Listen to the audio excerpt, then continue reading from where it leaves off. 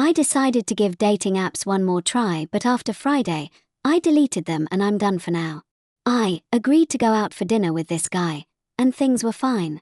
He was a bit serious, not very engaging in the sense where he mostly talked about his work in accounting and his soccer hobby.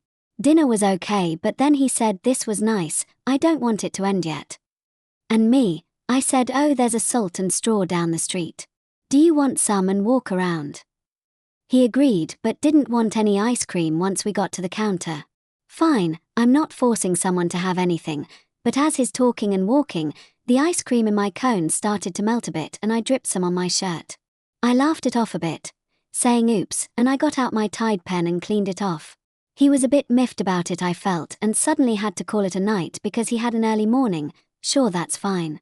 I go home and the next morning I see a message from him saying he doesn't see us going further because he felt like I should be more mature for my age and that being messy is not cute. Sure, no one wants to spill food on themselves on a first date, but damn, tough crowd. I laugh it off because I didn't think it was that serious, but I guess that's an ick for men now. Story 2. My fiancé's best friend and co-worker is getting married and he is the best man, along with some other co-workers that are the groomsmen. The bride-to-be posted in the group chat that they would be doing a potluck-style rehearsal barbecue the day before the wedding. She then changed her mind that they wanted to do the rehearsal at a restaurant and asked us to let her know if everyone would be able to make it. One of the girlfriends of a groomsman said that they would both be attending. The bride responded with a heart emoji to her message. A couple days later, my fiancé responded that both he and myself would be attending as well. The bride then responded by saying that it's the wedding party only. She then sends another message at both of us in the group and said that myself and the other girl were not invited. They just wanted it to be an intimate gathering between them and their closest friends, no offense. It wasn't a nice message, it was rather nasty, and it was then followed by her bridesmaids going off about how she shouldn't even be apologizing and that we should just understand that we aren't wanted there. It was literally like Mean Girls style, "You can't sit with us," instead of simply just saying that it was going to be just the wedding party, no SO invited. Which is totally fine. I can understand and respect that completely. It's their special day and they should celebrate the way that they want to. I just wish that it didn't need to turn into a high school bullying experience for no reason. I responded by making light of the situation by saying that there was no offense taken. I was basically there just to ensure that my partner is where he needs to be for these events, like a personal assistant. We are going to be staying in a hotel the day before and the day of the wedding because it's over an hour away for us. After the way the bride and bridesmaids have behaved, I don't much feel like going to the wedding anymore as I feel very unwelcomed. I also don't much feel like staying by myself in a hotel room all night while my fiancé is out with the wedding party. I've gone out of my way to do a lot for the bride and groom. I donated a basket for their raffle at the Jack and Jill worth over $240. We donated money as well.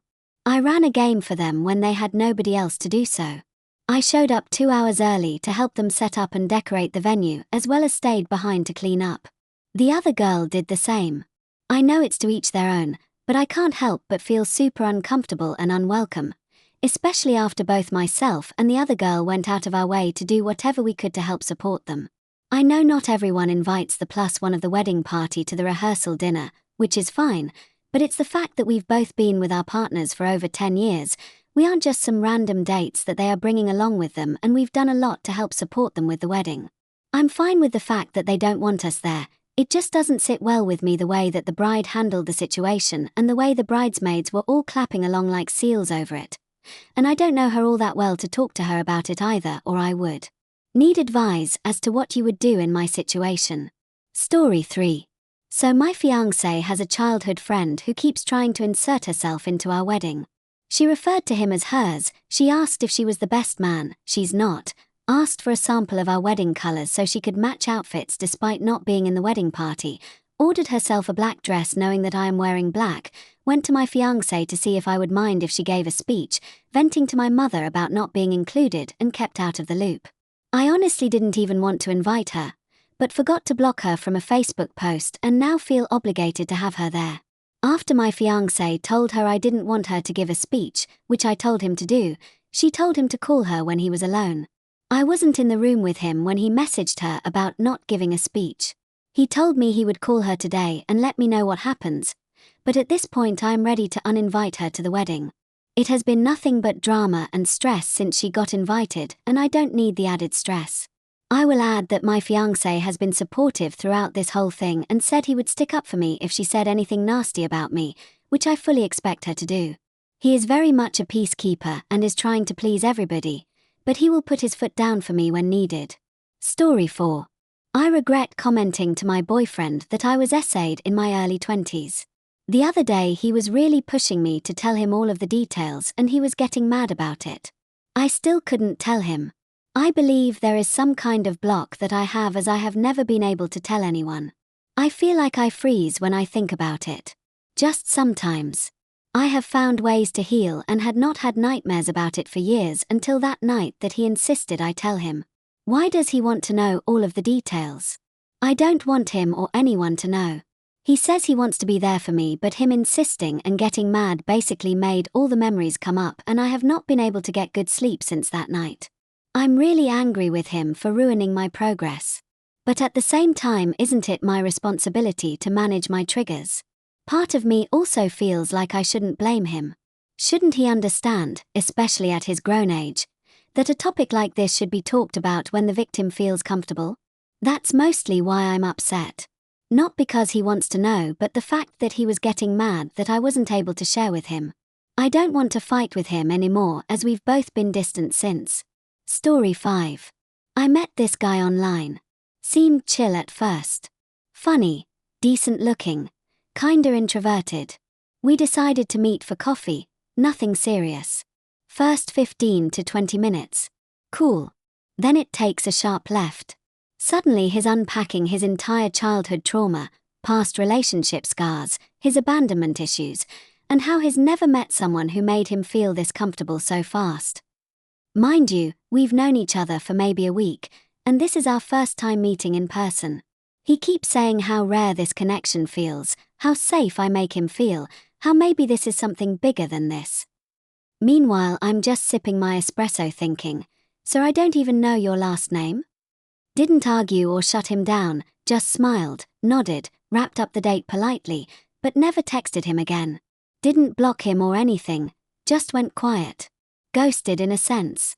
Now one of our mutuals is saying I was cold and that ghosting someone after they were vulnerable is messed up. But I feel like if you trauma unload on a literal stranger and then project intimacy onto them in the first meeting, that's not my job to fix. Story 6. Hi. I need some advice. Throwaway account. Married for 14 years, both of us approaching 40. We have kids. This morning I woke up to a text from an unknown number containing nude photos of my husband, including his face. I confronted him about it. He lied. Eventually he confessed that he posts his nudes online, with his whole face in the picture, to a subreddit for married people to post nudes. There is even a flair for posting the nude while including your wedding ring. I feel sick. We have had conversations in the past about cheating being categorized, to us, as engaging in behavior that you would not want your spouse to find about. I consider this cheating. Is that unreasonable? I don't know who the person texting me is, how they found my phone number and my name, spelled correctly. I have a common name with an uncommon spelling. So he may be trickle-truthing me, but the texter did say that he was posting on Reddit asking people to help him come. No issues of cheating in the past, so I'm just absolutely reeling here. We have a very active sex life, 2 to 3 times a week, with me initiating 70% of the time. So no dead bedroom here.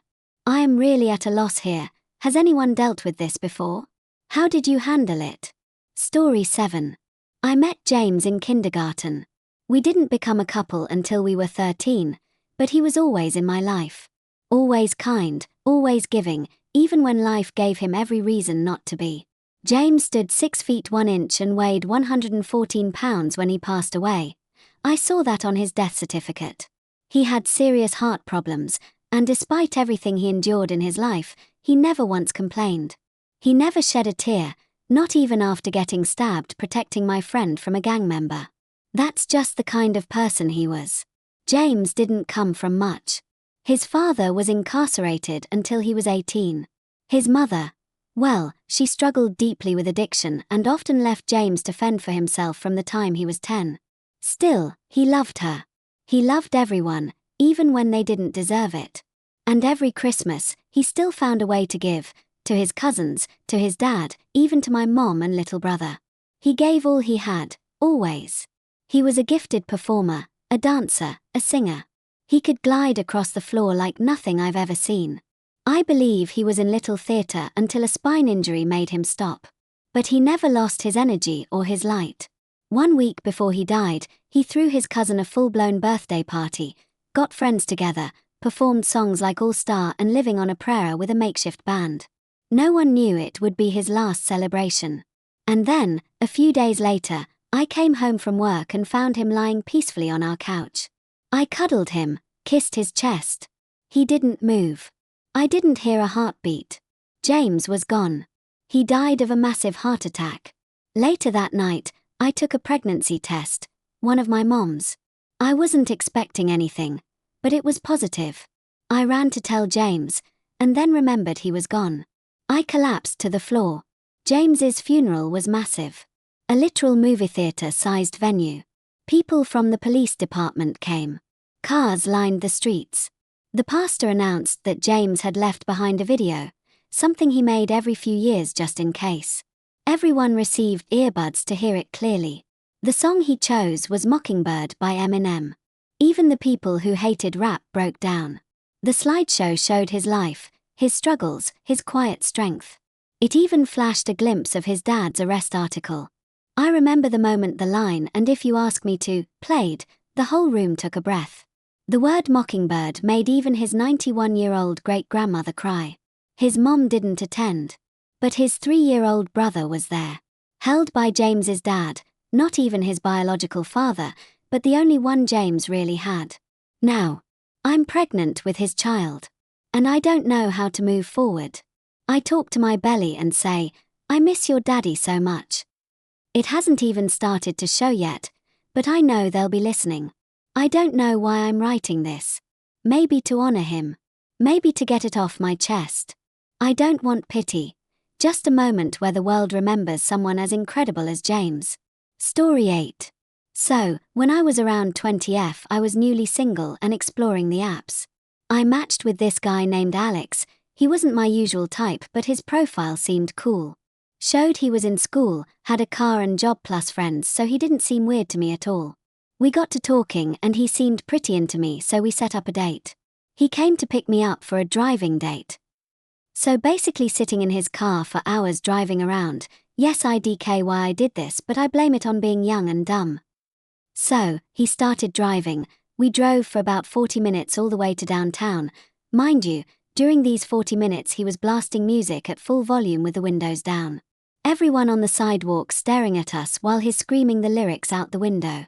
When I brought up that I thought it was a little loud, he said, "Nah, everyone loves it." They in fact did not love it, I can assure you. Anyways, we get to the heart of downtown and he parks outside a very famous and prominent tower in the city and gets down on the ground and just stares at it. No warning, nothing. This is where I started to think he was a little strange. He then hopped up and said, "Let's go get some food now." It was very strange. So, now we begin driving to get food and he drives 2 cities outside of the one we're in. Essentially, we've been driving now for hours. While on this drive, he starts spewing racist BS. And then abruptly tells me that he is a very depressed and troubled person and asked me if I have ever done the slicey-dicey to my wrists. With this, I was very taken aback and didn't really know what to say. I mean, I've known this man for a few hours at this point and didn't think conversation would get this deep. He confided in me and told me he had been hospitalized before for SH. At this point, the vibe he was giving off was scary and I started to feel in danger. But I was even more scared that if I offended him, something bad could happen. Let's not forget I'm in his car, he has my home address, and I'm 2 cities out of mine. So, I played nice. We finally got to a food spot and ate some dinner. At least he paid, right? Anyways, now's when it starts to get really creepy. We begin driving again, back to our city, but he keeps taking the long way, so our 1-hour drive turns more into a 3-hour drive. At this point we're back in the city, but it's really late at night. around 11:30 p.m. This is when he goes into a dark neighborhood and he starts driving very fast around tight roads and corners. As he's doing this, I ask him to slow down, BC he's scaring me, and he turns and looks at me with no emotion and says, "You know, I've had some really hard days in my life." And I said, "I know, you told me. I'm so sorry." Then he said, "I used to hurt so bad that I would come and drive my car just like this and kill squirrels so something else could hurt as much as I did." I was in shock. I was honestly very terrified with what he said, and not to mention his strangeness from the start. All I could do was ask if he still did it, and he said no, not anymore. I knew that wasn't true, but I thought if I offend him he can easily overpower me, so play it nice again. At this point we were very close to my home, about 10 minutes. Then abruptly he asked if I've been to this park that's coming up. This park is at the bottom of a cliff and it's the middle of the night. I have been to this park, but even if I hadn't I would have said yes, BC. There was no way I wanted that man to drive me down there. He then said, "Oh perfect, I haven't, you can show me around," and took a right and drove down the very dark road to the bottom of the park, where the parking lot was completely empty with about 6 street lights total. Needless to say, I thought I would be victim number one. Since I'm here, I obviously wasn't, but his tone and mannerisms were so strange while we were there. He then basically forced me to kiss him pretty intimately and got handsy while I kept pushing him off. It didn't escalate past that. And then he drove me home. I blocked his number and all socials after that, but I often wonder if I really did go on a date with a psychopath. Story 9. I really miss you. So fucking much. But I don't want you back. It makes me sick to my stomach. I miss the connection only we had. I miss the love I could express to you. I miss feeling loved by you. I miss being on someone's mind. I miss the way we could talk. I miss the way we walked in step. You were bad for me. We were bad for each other. But ever still, these months gone by, I miss you. You left me. You talked shit about me, before I could stop loving you. I miss the way things were. I miss our pinkies interlocking. I miss the way you'd squeeze my hand twice. I miss the way I'd do it back. I miss your eyes lighting up the room. I miss feeling safe around you. I'll never know where it all fell apart, and that's okay. Some things last, and some things don't. I know this is for the best, but after all, I miss you. Story 10. I 31F am currently planning a wedding next month. For context, my mother has always been supportive. She is someone that always wants to help out, and in many cases she does so financially. Unfortunately, due to the fact that she does help out financially, she also seems to use this as a bargaining chip when she wants something to go her way. I've been planning a wedding for over a year now, and the entire time she has been going out and purchasing things for the event, with no mention to me as to what she is getting. I turn up to visit and am surprised weekly by things she found on Amazon that she thinks would be nice. Most of these items aren't to my taste. I tried in the beginning to set boundaries and asked her to send me a photo or a link and I'll give you the thumbs up rather than wasting her money. Then I got harsher and told her that certain things I will not be using on the day. I don't want to hurt her feelings. Anyway, we've muddled through this and managed to come to some compromises. I've tried to always keep her part of the decision making by running colors, dresses, ideas for decor, the venue etc. all past her and making her part of the decision making process. She's also helped painting some of our welcome signs and seating plans, but that doesn't appear to be enough. She decided upon doing a sweet table for the wedding. I let her pick out everything, helped her make the signs, and left her to it. That was until today. I told her the schedule for the morning of the wedding. She's getting her hair done first thing, before my hair and makeup, then helping me into my dress. 8 a.m. for her hair, 9 a.m. for mine, 10 a.m. for my makeup, then 11 a.m. getting dressed and ready. I suggested she get someone else to go and start setting the table up, taking boxes over, unpacking etc. So we could spend the morning just the two of us getting ready together, then she can nip in at some point around 10:30-11 and make it look how she had envisioned. She's hit the roof, tears flowing, calling my dad, all the works. So my question is, am I the asshole for suggesting someone else help her with this? She feels it's her only job for the day and that I've taken it away from her. Part of me thinks she feels like she's not as important as other people helping out at the wedding. My mother-in-law is a florist and is doing our flowers, making them the day before. However, I have also told her she is to be present, not running around having jobs to do. so perhaps my mother doesn't feel like she's as useful. But it just feels like she's always had a motive when she helps people. That she does it to make herself feel good, not actually to do what the other person needs her to do. I'm open to advice. Story 11. Me, hello, we are quite upset that we were not informed that the days we were staying were a national holiday and all local supermarkets are closed. We booked this Airbnb based on the self-catering facilities which we now cannot use as there is nowhere to purchase food for many miles. If we had been informed prior to our stay, we would have stocked up. We did our research ahead of arriving and Google said that supermarkets were open today and yesterday. I do feel this is the personal touch that comes from the local knowledge of an Airbnb host, and we feel very let down that it was left out of the information passed on them. We absolutely understand that arriving during a national holiday can be an inconvenience, though it's worth noting that this information is publicly available and easily found online, especially for those traveling internationally and planning self-catering stays. While larger supermarkets may close during public holidays, as they do in most countries, many local mini-stores, gas station, and the town's market remain open and provide more than enough for day-to-day needs. These are frequently used by both locals and guests, even during holiday periods. We always strive to offer helpful information, but naturally can't anticipate or notify guests of every national calendar event, particularly those available to anyone with a quick Google search. We hope you can still enjoy your stay. The area has plenty to offer beyond the size of the supermarket. Me, no, I'm sorry, I find your response incredibly rude and unhelpful. We Googled the opening times of local shops and it said it was open. There would of course be no reason for us to inquire further. And the information booklet in the cabin does not give any information about the bikes or how to access them, despite it listing every item in the property and its euro value. Also, there is no remote control here for outside lights, and I hope we are not going to get charged for that when it wasn't here on arrival. As I said before, Airbnb is supposed to be a personalized service, so yes, you should have given us the local knowledge. We send check-in instructions to our guests a day prior arrival, and everybody who were arriving on 13th got information on that case, but you came on 14th and we thought no point to let you know on that as it was already second unworking day, and logical is that you should got that information either from the previous hosts, either through internet. We are sorry that you are in such inconvenient situation, but it is not nice from your side to blame us for that, because you should got that information prior to 13th from the previous hosts as our guests got it from us. Concerning the remote, it is missing. We ordered the new one, and if you prefer no light we will turn it off remotely. No need for ironical conversation from your side and for blaming us for information someone else should give you.